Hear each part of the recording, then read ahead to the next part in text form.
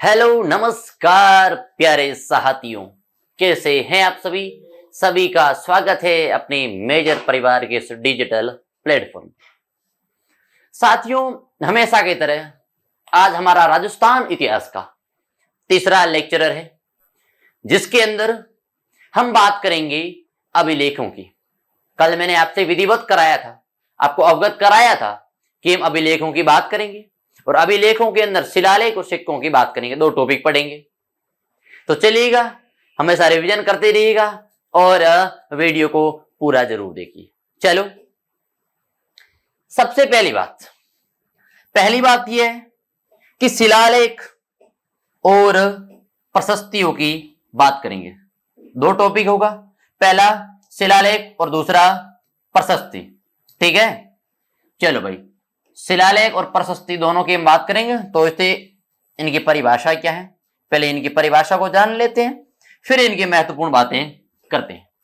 शिलालेख यानी पत्थर पर लिखी गई कुछ बातें, कुछ नियम, कुछ आदेश, कुछ कानून। चलो, पहली बात करते हैं कि पत्थर पर लिखी कुछ बातें, पत्थर पर लिखी कुछ बातें, पत्थर पर लिखी कुछ बातें। ठीक है ना। अब देखो, जैसे कि मान लो, आप एग्जाम्पल तौर मान लो कि ये कोई पत्थर है, ये जमीन है और इस जमीन पर ये कोई पत्थर है। ठीक है ना। और इस पत्थर पर कुछ लाइनें लिखी गई है, इस पत्थर पर कुछ लाइनें लिखी गई है, कुछ लाइनें लिखी गई है जिसमें आदेश हो सकता है और कानून हो सकता है, कुछ आज्ञा हो सकती है, कुछ नियम हो सकते हैं, कुछ सूचना हो सकती है। ये मतलब मुख्य यह कि इन चीजों की क्या लिखी जाती है भाई, अभिलेख लिखा जाता है, शिलालेख लिखा जाता है। शिला का मतलब होता है पत्थर। चलो, अब बात करें अगली प्रशस्ति की। प्रशस्ति की बात करते हैं, यानी कि पत्थर पर लिखी गई किसी राजा या किसी राजवंश की प्रशंसा। देखो, दोबारा पहले लिख दो फिर सुनना कि पत्थर पर लिखी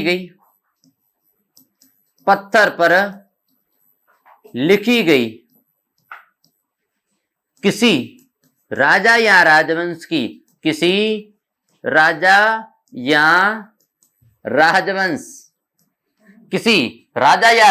की प्रशंसा, किसी राजा या राजवंश की प्रशंसा क्या कहलाती है भाई। याद रखना, मुख्य चीज है प्रशस्ति कहलाती है। दोनों चीजों की परिभाषा याद रखना, दोनों चीजों की विशेषता याद रखना। ठीक है, चलो भाई आगे बात कर ले। आगे हमारे पास में सबसे पहला शिलालेख है गोसुंडी का शिलालेख। किसका शिलालेख है? गोसुंडी का शिलालेख है सबसे पहले, और जिसके अंदर वो है कहां पर, चित्तौड़गढ़ में। गोसुंडी का शिलालेख कहां पर है? चित्तौड़गढ़ में। चलो अगली बात करते हैं, जिसके अंदर खोज किसने की है वो पॉइंट आएगा। भाई खोज किसने की है ये भी जरूरी है ना, खोज किसने की ये भी जरूरी है। चलो, भाषा कौन सी है ये भी जरूरी है। यानी कि एक शिलालेख कहो, एक प्रशस्ति कहो, जिसके बारे में हम कौन कौन सी चीजें पढ़ेंगे, ये चीजें आपके सामने डिस्कस होगी। ठीक है ना। चलो अभी बात करते हैं कि इसकी खोज किसने की है।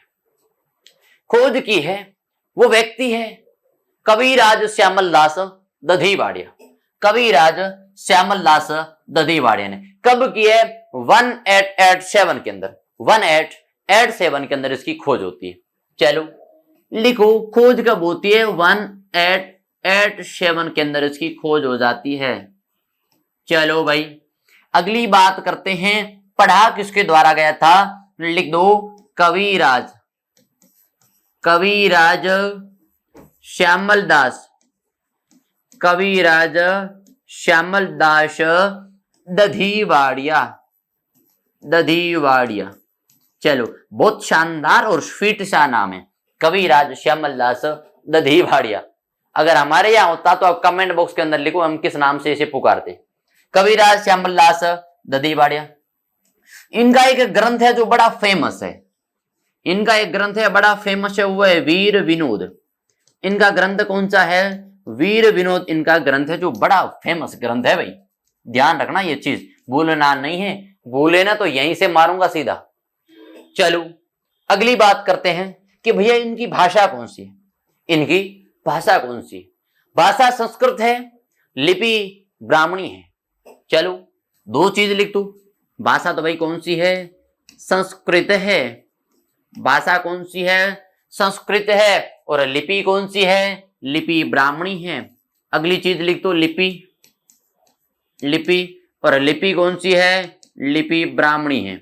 लिपि कौन सी है? ब्राह्मणी है। समझ में आया ना? चलो अब मुख्य चीज है कि किसी भी शिलालेख के बारे में जानकारी कौन सी होती है वो महत्वपूर्ण है। माना शिलालेख की खोज महत्वपूर्ण है, माना वो शिलालेख है कहां पर वो महत्वपूर्ण है, माना कि उस शिलालेख की खोज या उसे पढ़ा किसने वो बड़ा महत्वपूर्ण है, लेकिन उनसे भी महत्वपूर्ण है वो जानकारी जो शिलालेख से हमें प्राप्त हुई है, ताकि हम उस इतिहास के अंदर वो ऐड कर सके। समझ में है ना? पूछा जाए अगर राजस्थान के अंदर भागवत धर्म, राजस्थान के अंदर भागवत या वैष्णव धर्म, वैष्णव धर्म का सबसे प्राचीनतम प्रमाण, वैष्णव धर्म का सबसे प्राचीनतम प्रमाण, सबसे प्राचीनतम प्रमाण, सबसे प्राचीनतम प्रमाण कौन सा मिला था? तो पूछे तो भागवत धर्म के अंदर, भागवत धर्म या वैष्णव धर्म का सबसे अगर प्राचीन प्रमाण कहीं मिला है तो किस शिलालेख के अंदर मिला है? गोसुंडी के शिलालेख के अंदर ये जानकारी मिलती है। दोबारा देखो साथियों, गोसुंडी का शिलालेख चित्तौड़गढ़ में स्थित है। कहां पर? चित्तौड़गढ़ में। और पूछे गोसुंडी गांव में, गांव पूछे तो कौन सा? गोसुंडी गांव है। गांव पूछ ले तो कौन सा? गोसुंडी गांव। खोज होती 1887 ईसा पूर्व में, 1887 ईसा पूर्व में पढ़ा गया है कविराज श्यामल दास दधीवाड़िया के द्वारा, जिनका ग्रंथ है वीर विनोद, बड़ा फेमस ग्रंथ है। अगली बात करें इसकी लिपि कौन सी है? लिपि ब्राह्मणी है, भाषा संस्कृत है। चलो इसके बारे में सबसे महत्वपूर्ण जानकारी कौन सी मिलती है? जानकारी मिलती है प्यारे लाडलो कि राजस्थान के अंदर भागवत धर्म या वैष्णव धर्म का सबसे प्राचीनतम शिलालेख, प्राचीनतम प्रमाण, माफ करना, प्राचीनतम प्रमाण कौन सा है? वो कौन सा है? कौन सा है? गोसुंडी का शिलालेख। ठीक है ना? चलो आगे चलते हैं।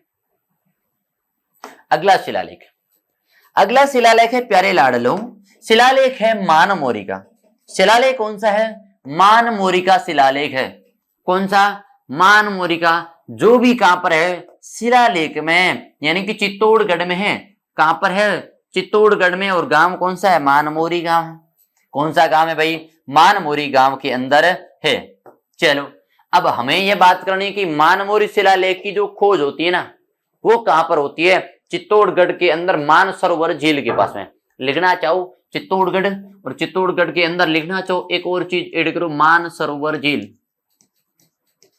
मानसरोवर झील की पाल पर, मानसरोवर झील की पाल पर अगर कोई शिलालेख मिला है तो वो कौन सा है? मानमोरी का शिलालेख है मेरे प्यारे साथियों। ठीक है ना? बहुत शानदार चीज है मानमोरी। इसकी खोज महत्वपूर्ण नहीं है, इसे पढ़ा गया ये भी महत्वपूर्ण नहीं है। इसकी सबसे महत्वपूर्ण चीज कौन सी है भैया? जानकारी कौन सी मिलती है? जानकारी कौन सी मिलती है वो जानकारी लिखनी जरूरी है। मानमोरी जो शब्द है ना, इससे ध्यान रखना कि मौर्य वंश की जानकारी मिलती है। मौर्य वंश की जानकारी अगर कहीं से मिलती है ना, वो कहां से मिलती है? मानमोरी शिलालेख से मिलती है। और मौर्य वंश की बातें कर ले, मौर्य वंश का संस्थापक कौन था? मौर्य वंश का संस्थापक कौन था? चंद्रगुप्त मौर्य था। कौन था भाई? चंद्रगुप्त मौर्य था। चंद्रगुप्त मौर्य के बाद में अगला शासक बनता है बिंदुसार। अगला शासक बनता है बिंदुसार, जिसे पहला सिजेरियन बेबी कहते हैं, पहला सिजेरियन बेबी कहते हैं। चलो भाई, सिजेरियन बेबी, सिजेरियन बेबी कहते हैं। 16 लुगाइयां थी, 16 वाइफ थी, 101 पुत्र थे, 101 पुत्र थे। चलो अगला राजा अशोक बनता है। कौन सा बनता है भाई? अगला राजा अशोक बनता है। ये चीज नोट करना, अशोक बनता है जिसने अपने 99 भाइयों की हत्या की थी, ठीक है ना। अशोक महान लगता है। अशोक ने, ये क्यों लिखा रहा हूं कि अशोक ने शिलालेख लिखने की जो परंपरा है ना भारत के अंदर अगर कायम की है तो वो अशोक ने की है। भारत के अंदर शिलालेख लिखने की अगर परंपरा कायम की है तो अशोक ने की है। और अशोक ने किससे सीखा था भाई? मैंने कल आपको लिखाया था, ईरान का एक व्यक्ति था डेरियस फर्स्ट, जिसे कहते हैं दारा प्रथम। कहते हैं कि डेरियस फर्स्ट का एक शासक था जर्क्सियस, ठीक है ना, जिसने अपनी सेनाओं के अंदर शामिल किया था। और डेरियस फर्स्ट पहला व्यक्ति था जो भारत के अंदर ईरान का आक्रमणकारी था और पहला विदेशी आक्रमणकारी था जो भारत के अंदर सफल हुआ था, ठीक है ना। चलो ये बात हो गई मान मौर्य के शिलालेख की। याद रखना, मौर्य वंश की जानकारी अगर कहीं से मिलती है तो मान मौर्य के शिलालेख से मिलती है। अब अगला शिलालेख बहुत महत्वपूर्ण है, अशोक के शिलालेख। कौन से भैया? अशोक के शिलालेख। मैं आपको थोड़ा बताना चाहूंगा कि अशोक की शिलालेख ना वो भाबरू की, बेराट की पहाड़ियों में ना, बीजक की पहाड़ियों में, तो किस प्रकार से बना हुआ है थोड़ा ये जान लेते हैं। समझ आया ना? चलो भाई थोड़ा ये जानते हैं, तो उसके लिए कुछ करना तो पड़ेगा। चलो अशोक का शिलालेख हम अगर बात करना चाहे तो पहली चीज ये हमारे सामने ये होगी, पहली चीज हमारे सामने इस प्रकार से बनी होगी भाई, इस प्रकार से। ये है पहाड़ी, ये है, मान लो ये पहाड़ी है। इस पहाड़ी के तहत क्या होता है, एक बार के लिए चलो सीधा ही बना देते हैं। माना कि ये पहाड़ी है भाई, माना ये जमीन है और इस जमीन पे ये पहाड़ी है, इस जमीन पे ये पहाड़ी, और इस पहाड़ी के अंदर कौन कौन से शिलालेख मिलते हैं? यहां पर शिलालेख मिलता है भाब्रू का शिलालेख। कौन सा? भाब्रू का शिलालेख अगर कहीं मिलता है तो यहां पर मिलता है। चलो भाई पहली बात ये क्या है? ये बीजक की पहाड़ी है, बीजक की पहाड़ी है। बीजक की पहाड़ी है कहां पे भैया? जयपुर में। कहां पर है? जयपुर में। चलो अगला शिलालेख यहां पर कौन सा मिलता है? बेराट। कौन सा? बेराट का शिलालेख। बेराट का शिलालेख अगर कहीं मिलता है तो कहां पर मिलता है? जयपुर में, विराट नगर जयपुर में। कहां पर मिलता है? विराट नगर जयपुर में। समझ में आया यहां तक किस प्रकार से पहाड़ी बनी है और किस पहाड़ी के अंदर कौन सा बना है? वापिस आओ यहां पे, वापिस आकर कहता हूं कि अशोक का जो शिलालेख मिलता है जिसके अंदर जानकारी क्या क्या मिलती है, ये सबसे महत्वपूर्ण चीज है। तो पहला कौन सा है? भाबरू का शिलालेख। चलो बॉक्स बनाओ, बंद करो, इन्हें बंद करो और ये लिखो कि भैया भाबरू का शिलालेख खोज किसने की है, पढ़ा किसके द्वारा गया है, भाषा कौन सी है, जानकारी कौन सी मिलती है। यह सबसे महत्वपूर्ण चीज है जो मैं लिखनी है।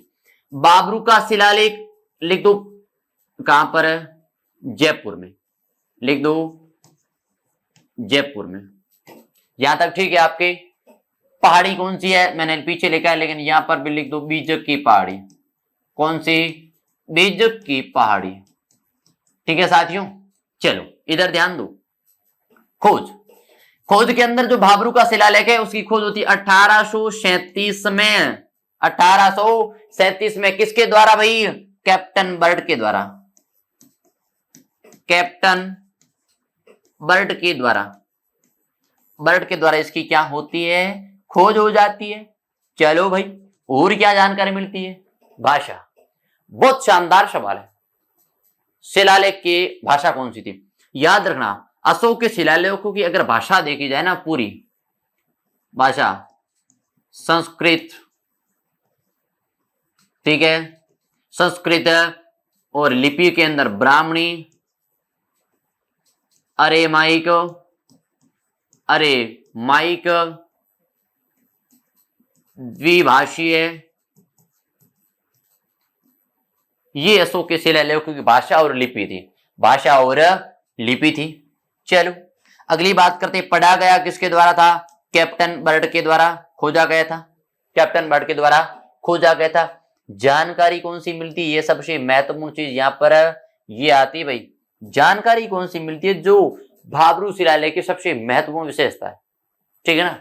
चलो जानकारी के अंदर पहली बात यह है कि अशोक के बौद्ध होने का सबसे बड़ा प्रमाण है, अशोक के बौद्ध होने का सबसे बड़ा प्रमाण, सबसे प्रामाणिक स्रोत लिख दो, सबसे प्रामाणिक स्रोत कौन सा है भाई? भाब्रू का शिलालेख है, जयपुर में है, 1837 ईसा पूर्व के अंदर कैप्टन बर्ड के द्वारा खोजा गया था। यहां तक ठीक है। चलो अशोक के बौद्ध होने का सबसे बड़ा प्रमाण है, इसके अंदर कुछ और चीज ऐड करनी होगी। और बौद्धों के अंदर मैंने सुना है क्या होते हैं भाई? त्रिरत्न होते हैं। तो बुद्ध, तो कौन सा नाम? बुद्ध, दूसरा धम, बुद्ध धम और संघ। बुद्ध धम संघ अगर तीनों चीज कहीं पर लिखी है ना, वो कहां पर लिखी है? भाब्रू शिलालेख के अंदर लिखी है। समझ में आया? इतने शिलालेख पढ़े, कहीं कोई कंफ्यूज नहीं? कंफ्यूज है तो बताओ, कंफ्यूजिंग दूर करते हैं। यो चलो अभी प्यारे साथियों, अब इस आपके सामने अगला शिलालेख आएगा, कौन सा? ये बेराट का। ये कौन सा शिलालेख है? बेराट का शिलालेख है, ध्यान रखना, ठीक है। चलो भाई बेराट के शिलालेख की बात करते हैं तो सबसे पहले बात आती है खोज। खोज किसने की है? वो सबसे महत्वपूर्ण है भाई, CL कार्लाइल के द्वारा इसकी खोज होती है। जो सबसे महत्वपूर्ण बेराट के शिलालेख की एक ही चीज फेमस है, बस यहां तक बेराट के लिए यहां पर इतना बहुत है। लिखना चाहो तो और लिख दो, विराट नगर जयपुर के अंदर है। कहां पर है भाई? विराट नगर जयपुर में है, लिख दो विराट नगर कहां पर? जयपुर। चलो भाई ये हो गया हमारे अशोक के शिलालेख। आगे चलते हैं, आ गया बर्ली का शिलालेख। कौन सा भाई? बर्ली का शिलालेख कहां पर है? अजमेर में। अजमेर को क्या कहते हैं? राजस्थान का हृदय, धक धक, राजस्थान का हृदय। क्यों कहते हैं? शरीर का बीच का भाग है, राजस्थान का हृदय कहते हैं। आपसे सवाल है कि हृदय के अंदर जो ध्वनि होती है ना, उस ध्वनि को क्या कहते हैं? कैसी ध्वनि आती है वो ध्वनि बतानी है। बताना चाहूंगा आपको मैं, लब डब, जिसे कहते हैं पॉप साउंड। ध्वनि है लब और डब, लब और डब की। ध्यान रखना है, किसी को ना देना, खुद ही के पास रखना, समझाया ना। चलो नहीं तो फिर गाना बजेगा कि ठुकरा के मेरा प्यार इंतकाम देखेगी। ये गाना नहीं बजाना आपने, ये गाना नहीं बजाना आपने। चलो बर्ली का जो शिलालेख होता है, बर्ली का शिलालेख होता है, आप एक बार कमेंट बॉक्स के अंदर बताइएगा कि बर्ली के शिलालेख के बारे में आप क्या जानते हो। एक आध चीज बताओ, तब तक पानी वगैरह पीते हैं।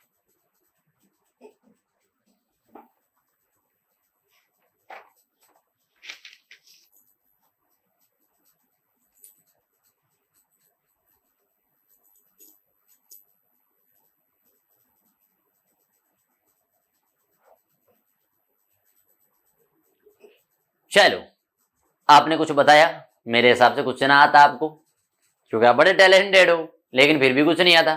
चलो खोज की बात करते हैं तो खोजा किसने है? गौरी शंकर हीराचंद ओझा। नाम तो सुना ही होगा ना भाई, गौरी शंकर हीराचंद ओझा नाम नहीं सुना? बहुत शानदार तरीके सुना है, बहुत ज्यादा सुन रखा है। समझ में आया? चलो गौरी शंकर हीराचंद ओझा के द्वारा लिखो भाई, गौरी शंकर हीराचंद, गौरी शंकर हीराचंद ओझा, गौरी शंकर हीराचंद ओझा के द्वारा इसे क्या किया गया भैया? खोजा गया है। इसे मतलब कुछ जगह पढ़ा हुआ है ना, तो आप ये मत करना लिखा नहीं रहे, भाई पढ़ा हुआ कुछ लोगों ने, अब इसी देखो बड़ली का शिलालेख जिसे गौरीशंकर हीराचंद ओझा ने क्या किया, खोजा है, मतलब पढ़ा है, खोजा तब है जब उसने पढ़ा है। लेकिन कुछ शिलालेख है जिन्हें अंग्रेजों ने भी खोजा है, तो उनका नाम लिखना भाई जरूरी हो गया ना, तब अलग अलग लिखते हैं, खोज और पढ़ा हुआ, ये दोनों चीज मैंने आपको इसलिए साथ में लिखाई। चलो भाई, गौरीशंकर हीराचंद ओझा की पुस्तक है ना, वो कमेंट बॉक्स के अंदर आप बताओ कि कौन सी पुस्तक थी इनकी जो बड़ी फेमस थी, जो बड़ी फेमस थी। इन्होंने जो इतिहास था ना, उस इतिहास का हिंदी रूपांतरित किया है, उस इतिहास का हिंदी रूपांतरण किया है, उस व्यक्ति का नाम भी लिख दूं। चलो, गौरीशंकर हीराचंद ओझा ने टोड की पुस्तक थी, टोड की पुस्तक का हिंदी अनुवाद किया है भाई। हिंदी अनुवाद अगर किसी ने किया है तो उस व्यक्ति का नाम क्या, हीराचंद ओझा है, गौरीशंकर हीराचंद ओझा। पूरा नाम लो, पूरा नाम लो ना भाई, सही रहता है, आधा नाम मामला खराब कर देता है, क्यों हम नाम बिगाड़ने में बड़ा माहिर है, नाम बिगाड़ने में हमने क्या रख दिया है, पीएचडी कर रखी है। 449 ईस्वी का पुराना है, ये कितना पुराना है, चलो पढ़ा गया इसे मिटा के यहां लिख दो कितना पुराना है, कितना पुराना है, तो लिखो 449 ईसा पूर्व का है भाई, ईसा पूर्व का इतना पुराना है ये, ध्यान रखना, समझ में है ना, 449 ईसा पूर्व का इतना पुराना है। राजस्थान का सबसे प्राचीन है, तभी तो लिखाया, ये जरूरी है। राजस्थान का सबसे प्राचीन अभिलेख कौन सा है, प्राचीन शिलालेख कौन सा है, तो वो ये है, तो वो ये शिलालेख है। तो इस चीज की जानकारी को बॉक्स में बंद करना जरूरी हो गया ना भाई, इस चीज की जानकारी है ना, तो ये जानकारी लिख दो यहां पर। चलो लिखो, राजस्थान का सबसे पुराना, राजस्थान का सबसे पुराना शिलालेख कोई है तो बड़ली का शिलालेख है। कौन सा है भाई, बड़ली का शिलालेख है। बस इसके लिए इनफ है, मोर देन इनफ है, ये जानकारी नहीं लिखनी, क्योंकि देखो जो बड़ली का शिलालेख उसकी महत्वपूर्ण चीज यही है, महत्वपूर्ण चीज यही है कि राजस्थान का सबसे पुराना शिलालेख कौन सा भाई, बड़ली का शिलालेख है। चलो आगे चलते हैं। एक बात लिख दो, ये वर्तमान में कहा है, कोलकाता संग्रहालय में, वर्तमान देखा जाए तो कहां पर है भाई, कोलकाता संग्रहालय के अंदर स्थित है। वर्तमान में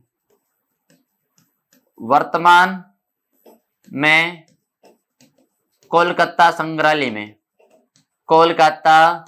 संग्रहालय में स्थित है। वर्तमान में कोलकाता संग्रहालय में ये सुरक्षित रखा हुआ है, ठीक है ना। चलो आगे, बड़े शानदार तरीके से पढ़ेंगे, बड़े शानदार तरीके से पढ़ेंगे। इतना आप मन लगा के पढ़ो जितना आप अपनी किसी भी, सोना बाबू का कॉल आता ना, तो जो कॉल करते हो उस कॉल में कितना इंटरेस्ट लेके आप बात करते हो, तो उसी प्रकार से यहां पर भी इंटरेस्ट लेके मेरे को सुनना है, ठीक है ना। अब ये मत कहना वो तो बड़ी मीठी मीठी बोलती है, मीठा बोला याद रखना, हमेशा कीड़े कहां पर पड़ते हैं, मिठाई में पड़ते हैं, कभी नमक में नहीं, ध्यान रखना। चलो अगली बात करते हैं, खोज। बहुत शानदार सवाल है। जो कीर्ति स्तंभ प्रशस्ति है ना, जिसके अंदर मैं बात करूं, पहली कीर्ति स्तंभ जो है ना, विजय स्तंभ की भी हम बात साथ में करते हैं। तो एक बार के लिए इसे पूरे को साइड में करते हैं, इस पूरे को साइड में लगा दो। चलो भाई, अभी हम कुछ बात करेंगे जो विजय स्तंभ है, कीर्ति स्तंभ है उसकी। चलो या एक नाम लिख दो, कीर्ति स्तंभ, कीर्ति स्तंभ। जो प्रशस्ति नहीं है ना, जो प्रशस्ति नहीं है, अब इसकी पूरी जानकारी लिखो, इसे लिख दो विष्णु प्रशस्ति कहते हैं, कीर्ति स्तंभ, विजय स्तंभ, विजय स्तंभ भी कहते हैं। किसने बनाया है, राणा कुंभा ने बनाया है, राणा कुंभा ने बनाया है, ये चीज नोट करते रहना। 9 मंजिला है, कितना है भाई, 9 मंजिला है। अल्लाह शब्द भी अगर कहीं पर लिखा है तो वो कहां पर लिखा है? कीर्ति स्तंभ प्रशस्ति के अंदर लिखा हुआ है। समझ में आया? कीर्ति स्तंभ प्रशस्ति के अंदर ये अल्लाह शब्द भी लिखा हुआ है, अल्लाह शब्द भी लिखा हुआ है। चलो कहां पर है पहले ये तो चीज नोट करते रहना, चित्तौड़गढ़ के अंदर स्थित है। इसे बनाने में कितना समय लगा? 8 वर्ष का। कितना वर्ष भाई? 8 वर्ष का बनाने में इसे समय लगा। तो इतना बड़ा है, तो इतना बड़ा है क्योंकि इसे बहुत सारी मूर्तियां हैं, तब इसे मूर्तियों लिख दो, भारतीय लिख दो, मूर्तियों का अजायब घर, मूर्तियों का विश्वकोश कहते हैं, मूर्तियों का विश्वकोश कहा जाता है इसे भाई, मूर्तियों का विश्वकोश कहते हैं। ये चीज ध्यान रखना, बहुत सारी मूर्तियां बनी हुई है। चलो कुंभा के समय जेता, नापा, पूमा और पमार ये इनके वास्तुकार थे। इनके अगर वास्तुकार की बात करें, जेता, नापा, पूमा और पमार, लो नाम कैसे कैसे रखे भाई? पूमा और पमार, पमार। और हमारे अगर किसी का नाम जेता हो तो क्या कहते हैं? जेतियो, जेता हो तो जेतियो। लो मैंने कहा ना, नाम बदलने में हमने क्या रखी है? पीएचडी कर रखी है। चलो ये तो होगी कीर्ति स्तंभ की बात, किस प्रकार से बना हुआ है एक बार इसे भी देख लेते हैं, तो ये बना कैसे हुआ है ये। चलो डालो साइड में और बना दो कीर्ति स्तंभ प्रशस्ति, माफ करना विजय स्तंभ बनाते हैं। विजय स्तंभ इस प्रकार से बनाए, ये मान लो ये धरती है, जमीन पे बना, हवा में नहीं बना है। जिस प्रकार से आप हवा में बातें करते हो ना, उस प्रकार से नहीं बना है। 1 मंजिला, 2 मंजिला, 3 मंजिला, 4 मंजिला, 5 मंजिला, 6 मंजिला, 7 मंजिला, 8 मंजिला और 9 मंजिला। 1 मंजिला, 2 मंजिला, 3 मंजिल, 4, 5, 6, 7, 8 और 9। लो भाई बन गया हमारा, बन गया ना, बस इतना ही था। दूसरा यह था, अब इसके अंदर बहुत सारी मूर्तियां लगी है, यहाँ पे यहाँ पे यहाँ पे यहाँ पे यहाँ पे यहाँ पे यहाँ पे और यहाँ पे क्या लगी है? मूर्तियां लगी है बहुत सारी हिंदू देवी देवताओं की। किनकी? हिंदू देवी देवताओं की मूर्ति लगी है। और हिंदू देवी देवताओं की मूर्ति लगने का इसे क्या कहा जाता है? मूर्तियों का विश्वकोश कहते हैं, मूर्तियों का विश्वकोश कहते हैं। समझ में आया? चलो अगली बात हमें करनी है कीर्ति स्तंभ प्रशस्ति की। जो कीर्ति स्तंभ प्रशस्ति है ना, उसकी बात करनी है। तो कीर्ति स्तंभ प्रशस्ति की बातें करते हैं। चलो आ जाओ, ठीक है ना। चलो अब फोन में किसी का मैसेज आया ना, देखना नहीं है ना, नहीं तो यहीं पे मारूंगा, यहीं पे खड़ा खड़ा मारूंगा, ध्यान रखना, यहीं पे खड़ा खड़ा मारूंगा। चलो अब सबसे पहले बात करते हैं इसकी खोज किसने की है। याद रखना 2 व्यक्तियों ने की है, क्योंकि एक ने शुरुआत की थी, दूसरा पूरा करता है। जिस प्रकार से चंद्र बरदाई का ग्रंथ है पृथ्वीराज रासो, उसके बेटे ने पूरा किया था, उसके बेटे ने पूरा किया था। उसी प्रकार से अत्रि भट्ट और महेश भट्ट व्यक्ति के 2 व्यक्तियों के नाम आते हैं। खोज किसने की है? पहला लिखो, शुरुआत किसने की है? दोनों चीज लिखनी है भाई। शुरुआत की है अत्रि भट्ट ने। किसने? अत्रि भट्ट ने। चलो इसे पूर्ण किसने किया है? महेश भट्ट ने। पूरा किसने किया है? महेश भट्ट ने किया है। ये चीज ध्यान रखना, ये चीज ध्यान रखना। इसकी सबसे महत्वपूर्ण चीज ये कि इसके अंदर कौन सी जानकारी मिलती है, और ये जानकारी हमें नोट करते हुए रहना। और बहुत शानदार चीज ये लिख दो कि कुंभा की विजय का उल्लेख मिलता है। लो भाई, कुंभा जी ने विजय भी की थी बहुत ज्यादा। कुंभा की उपाधियां भी मिली है। लो भाई लो, कुंभा की उपाधियां किसकी मिली है? पूरा लिख दो, क्योंकि कुंभा की उपाधियां। चलो कुंभा की उपाधियां कौन कौन सी है, वो उपाधियां भी लिखते हैं। लिखो, दान गुरु। कौन सी? दान गुरु, हाल गुरु, अभिनव भट्टाचार्य,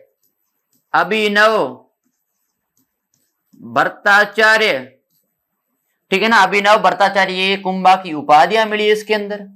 और बात करो भाई, कुंभा की पुस्तकें मिली है, कुंभा की पुस्तकें मिली है, कुंभा की पुस्तकें मिली है। चलो अब मोर देन इनफ होगा आपके लिए, इतना बहुत है। कुंभा की पुस्तकें भैया, संगीत राज, संगीत मीमांसा, ठीक है ना। तो लिखना चाहो तो लिख दो। पहली संगीत राज, संगीत राज, संगीत मीमांसा, संगीत मीमांसा, 4-5 पुस्तक है, ठीक है ना। आपके लिए इतना ध्यान रखना, संगीत राज, संगीत मीमांसा, ये रत्नाकर, सूड प्रबंध लिख दो। एक और लिख दो, सूड प्रबंध पुस्तक है। चलो भाई लिख दो सूड प्रबंध, सूड प्रबंध, ये चीज ध्यान रखना। संगीत राज कहते हैं कि इसके 5 भाग थे, बस इतने आप डीपली नहीं जाना, यहां तक आपके लिए बहुत है, ठीक है। ओके, समझ में आ गया, यहां तक आपके लिए बहुत है ना आपके लिए। और अच्छा, और पीछे रह गए भाषा। भाषा की बात करो तो लिख दो संस्कृत। भाषा कौन सी, उस समय संस्कृत ही चलती थी। तो भाषा अगर पूछा जाए किसी की, अगर आपको याद ना हो ना, तो तुक्का मार के आना, अशोक के आसपास, यानी कि शिलालेखों की बात करें और भाषा आपको पता ही ना हो कि भैया कौन सी भाषा हो सकती है, कौन सी भाषा हो सकती है, तो तुक्का मार के आ जाना, संस्कृत लेके आ जाना। चलो चलो, अगली हमारी प्रशस्ति है कुंभलगढ़ प्रशस्ति। कौन सी प्रशस्ति भाई, कुंभलगढ़ प्रशस्ति। मैं कहता हूं ना प्रशस्ति है, क्या है, प्रशस्ति। चलो, क्योंकि प्रशस्ति के अंदर किसी व्यक्तित्व को जाना जाता है, और उसके अंदर व्यक्तित्व कौन है भाई, राणा अमीर होगा।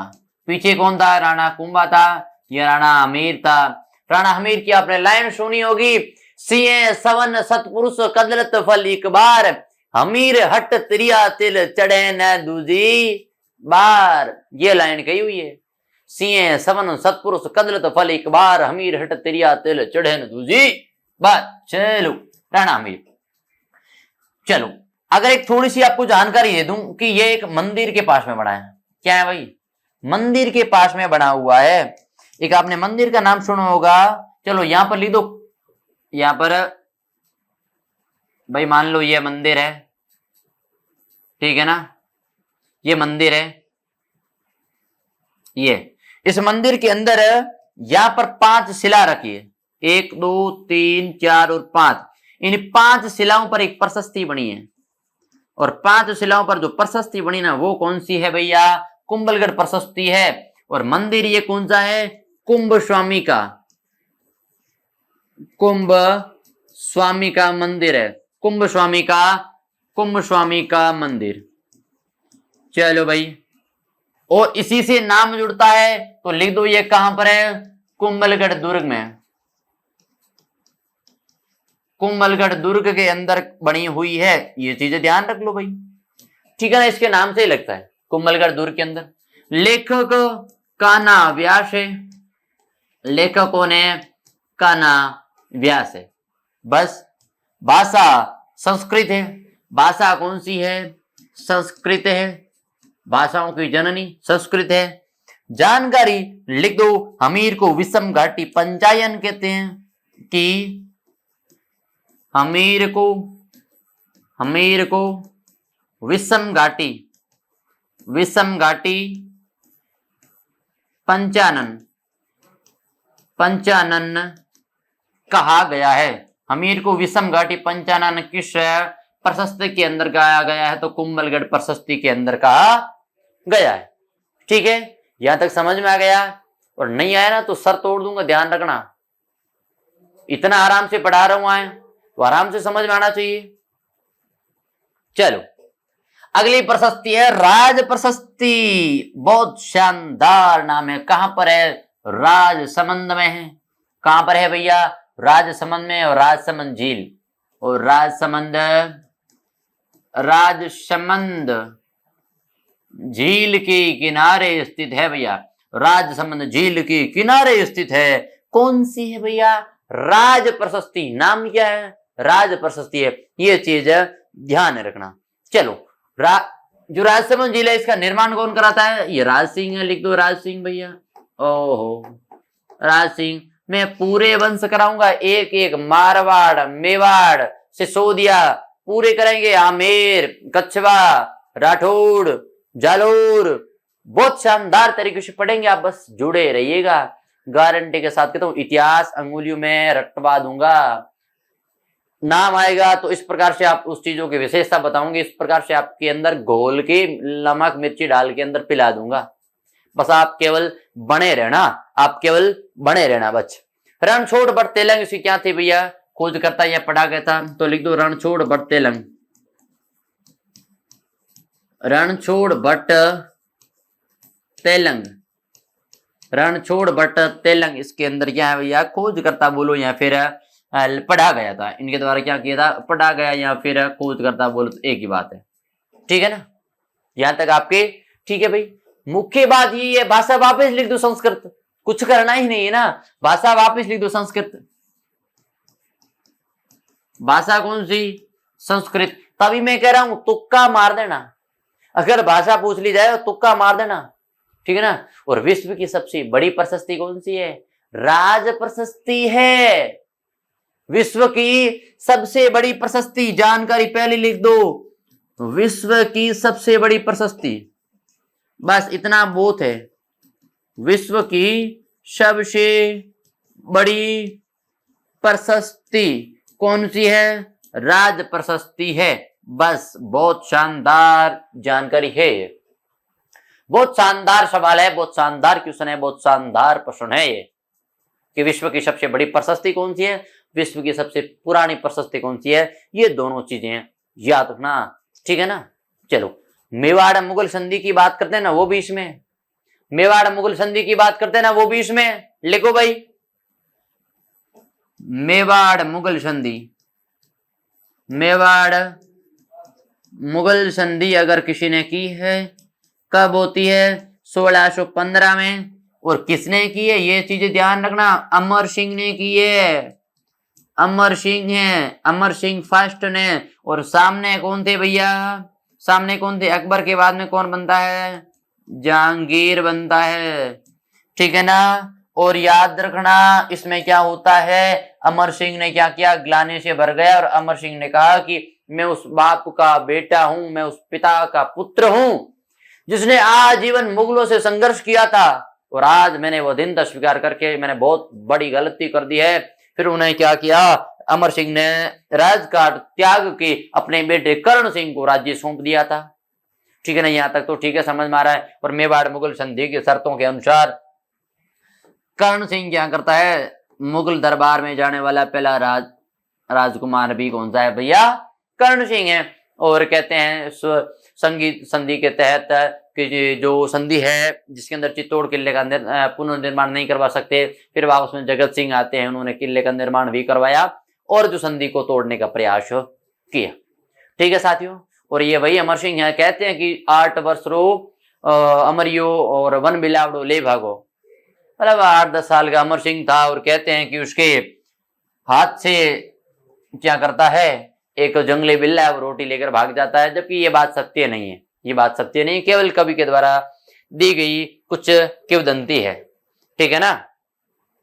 चलो अगली बात, अगली बहुत शानदार बात है, बहुत शानदार बात है, जगन्नाथ प्रशस्ति, जगन्नाथ प्रशस्ति। मंदिर लिखो भाई, मंदिर लिख दो, कौन सा, जगदीश मंदिर, कौन सा मंदिर, जगदीश मंदिर, कौन सा मंदिर है, जगदीश मंदिर, जिसे क्या कहते हैं, सपनों में बना मंदिर, सपनों में बना मंदिर, सपनों में बना मंदिर, सपनों में बना मंदिर है।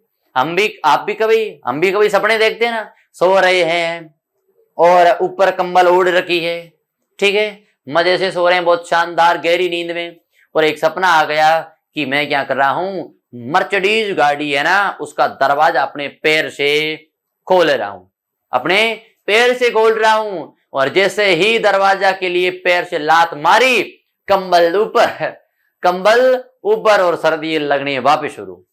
फिर पता चलता ये क्या था, सपना था। तो सपनों के अंदर बना मंदिर कौन सा है, जगदीश मंदिर है। कौन सा मंदिर है, जगदीश मंदिर। तो बहुत महत्वपूर्ण है, भाषा संस्कृत है, लेख कृष्ण भट्ट है। भाषा मैं फिर कहता हूं, भाषा कौन सी है, संस्कृत है, भाषा संस्कृत है, लेखक कृष्ण भट्ट है। लेखक कौन है? कृष्ण भट्ट। लेखक कौन है? कृष्ण भट्ट। बस ये हो गई आपकी कौन सी? जगन्नाथ प्रशस्ति। कौन सी भैया? जगन्नाथ प्रशस्ति। और इसके बारे में जानकारी की सबसे महत्वपूर्ण चीज यह है कि इसके अंदर हल्दी घाटी युद्ध का वर्णन है। लो भाई, बहुत शानदार चीज पकड़ ली हमने कि हल्दी घाटी युद्ध का वर्णन, हल्दी घाटी युद्ध का वर्णन, युद्ध का वर्णन। चलो भाई, हल्दी घाटी युद्ध का वर्णन मिलता है किसमें? याद रखना, जगन्नाथ प्रशस्ति में। जो कब होता है भैया? 18 जून 1576 को होता है। 1576 को होता है। ये चीज ध्यान रखना। किन किन के मध्य होता है? अकबर और सामने कौन है भैया? महाराणा प्रताप कि हूं लड़ियो घणो, हूं सयो घणो, मेवाड़ी मान बचावन ने। ये लाइन सुनी होगी आपने, ये गाना सुना होगा। और अकबर की ओर से कौन है? एक मान सिंह है ना, मान सिंह, ठीक है ना। अकबर का सबसे विश्वास पात्र हिंदू कौन है भैया? मान सिंह है। ये चीज ध्यान रखना, ठीक है ना। ये होगी हमारी प्रशस्ति। और अब क्या है? अब सिक्के। तो कल मैंने आपको बताया था कि हम जानकारी के स्रोतों को कंप्लीट करेंगे, जिसके अंदर हमने पहली बात कर ली है अभिलेख शिलालेखों की, और अभी हम बात करते हैं सिक्कों की। तो सिक्कों के अंदर पहली चीज यह है कि भैया महत्वपूर्ण चीज लिखते हैं। चलो, पहला चीज कि भारत में सर्वप्रथम सोने का सिक्का किसने चलाया भैया? कुषाणों ने। किसने चलाया? कुषाणों ने, जिसे कुजुल कडफिसस, विम कडफिसस और कनिष्क और हुविश कहते हैं। चलो, अगली लाइन लिखते हैं। अगली लाइन, भारत में सबसे ज्यादा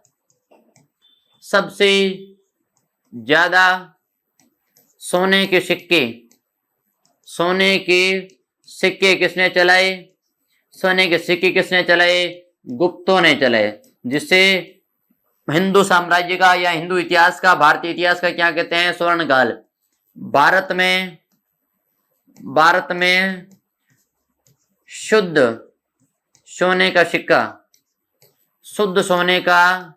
सिक्का अगर किसी ने चलाया है तो किसने चलाया है भैया? याद रखना, महत्वपूर्ण नाम है मिनांडर ने। जो मिनांडर नाम है ना, उस व्यक्ति ने क्या चलाया? शुद्ध सोने का सिक्का चलाया है। बस। अगली बात करें राजस्थान की। राजस्थान में सर्वप्रथम सोने के सिक्के प्लस में टकसाल, उस व्यक्ति का नाम लिख दो, कालभोज। क्या नाम है? कालभोज। मुख्य व्यक्ति कौन है भैया? बप्पा रावल, ठीक है ना। चलो, बप्पा रावल है। एक बार सिक्के लिख दो, बप्पा रावल है जो सबसे महत्वपूर्ण है। सबसे महत्वपूर्ण है भाई, सबसे महत्वपूर्ण है बप्पा रावल जी। चलो, अगली बात हम करते हैं। आहत सिक्के क्या होते हैं भाई? आहत सिक्के क्या होते हैं? ऐसे सिक्के जिन पर क्या लिखा? कुछ लिखा हुआ है, ठप्पा मारा हुआ है, मार्क सिक्का है, कुछ लिखा हुआ है, तो लिखित सिक्के भैया, लिखित सिक्के। चलो, इसके बारे में और जानकारी लिखे हैं कि राजस्थान प्लस भारत में सबसे बड़ा चांदी के सिक्कों का ढेर, चांदी के सिक्कों का ढेर अगर कहीं मिला है, कहां पर मिला है? कहां पर? रेड टोंक में, जिसे क्या कहते हैं? प्राचीन भारत का टाटा नगर, प्राचीन भारत का टाटा नगर कहते हैं, प्राचीन भारत का टाटा नगर कहते हैं। बस बहुत है आपके लिए, और बहुत शानदार तरीके से मैंने आपको एक एक चीज समझाई है। आई होप आपको समझ में आई होगी। सबसे पहला काम, पूरा नोट्स बना देना, रिवीजन करते रहना। मैं कुछ समय बाद में जितने टॉपिक हो जाएंगे उन टॉपिकों के क्वेश्चंस भी लाऊंगा। प्रीवियस ईयर इसके यानी पुराना पेपर थे उनके क्वेश्चन लाऊंगा। अब आपको एक काम करना है, एक शानदार सा कमेंट लिखना है कि क्लास कैसी रही, वो बताना है, ठीक है ना। चलो मिलते हैं, स्वच्छ रहिएगा, मस्त रहिएगा, हंसते रहिएगा, गुनगुनाते रहिएगा, और हमेशा अपनी स्टडी को सुचारू रूप से जारी रखिएगा। हम इसी प्रकार से हमेशा मिलते रहेंगे, हम इसी प्रकार से हमेशा मिलते रहेंगे। आखिर में एक बात कहूंगा कि स्टूडेंट लाइफ है ना, स्टूडेंट लाइफ वो ऐसी लाइफ हो गई है कि मंडप में लड़की के हाथ को खींचने के बजाय, मंडप में लड़की के हाथ को खींचने के बजाय खेतों में झटका मशीन के तार खींच रहे हैं, ठीक है ना। इसलिए पढ़ लेना, जल्दी से नौकरी लग देना, ठीक है। मिलते हैं कल इसी समय।